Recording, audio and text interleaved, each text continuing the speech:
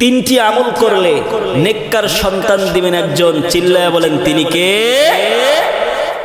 নেককার সন্তান যদি আল্লাহর কাছে চাওয়া যায়, আল্লাহ তাআলা অবশ্যই ওই বান্দাকে নেককার সন্তান দিবেন। কথা বলেন ঠিক কিনা? ঠিক কিনা?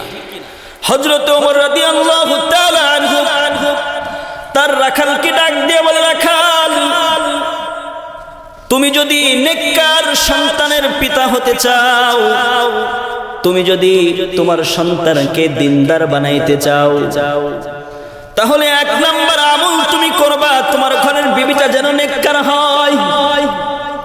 প্রথম নাম্বার আমল বাজান, ঘরের বিবিটা নেককার হওয়া লাগবে। যদি ঘরের বিবিটা নেককার হয়, তাহলে ওই ঘর থেকে ওলি এবং এই যুগের সবচাইতে বুজুর্গ একজন আল্লাহ তাআলা দান করবেন। কথা বলেন ঠিক কিনা?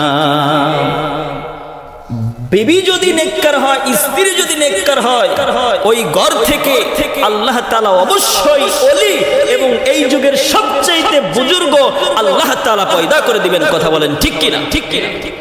এর জন্য প্রিয় ভাই, বিবিটাকে নেককার বানাও।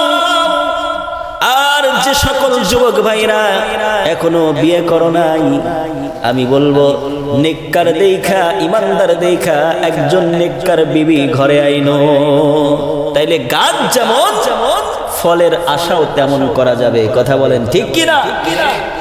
গাছ যদি সুন্দর হয়, গাছ যদি ভালো হয়, ফলটাও তেমন হবে। এর জন্য আল্লাহর রাসূল বলেন, মানুষ দুনিয়াতে তার ছেলে হোক মেয়ে হোক, চারটা জিনিস দেখা তাকে বিবাহ করায়। কয়টা জিনিস? চারটা গুণ দেখা তার সন্তানকে মানুষ বিবাহ করায়। বাজান ভালো করে শুনবেন।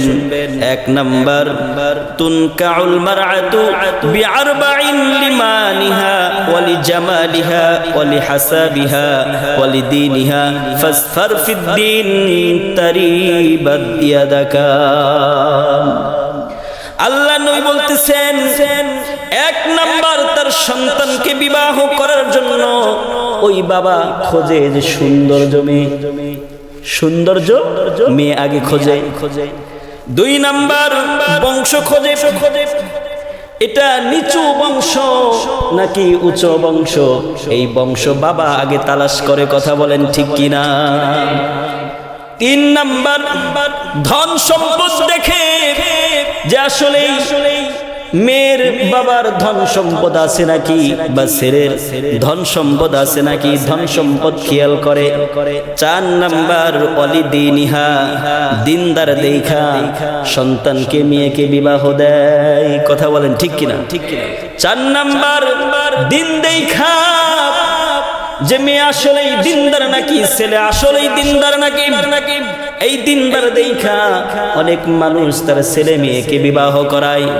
বাজান ভালো করে শুনবেন, আল্লাহর নবী বলেন, সম্পদ দেখো না, সৌন্দর্য দেখো না, বংশ দেখো না, ইমানদার দেখা, দিনদার দেখা একজন বিবি তোমার ঘরে আনো, তাহলে ওই ঘরটার মধ্য থেকে যিনি দিনদার ছেলে পয়দা করে দিবেন, চিল্লায় বলেন তিনি কে? যদি দিনদার না দেখে যদি ঘরের মধ্যে বিবি আনো, তোমার হাত ধ্বংস হয়ে যাবে। আল্লাহর রাসূল বলেছেন। মানে হচ্ছে, যদি দিনদার দেখা বাজান ঘরের মধ্যে বিবি না আনো,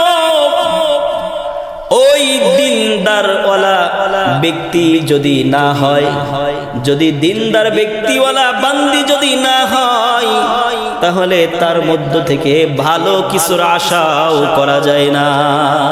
ঠিক কিনা?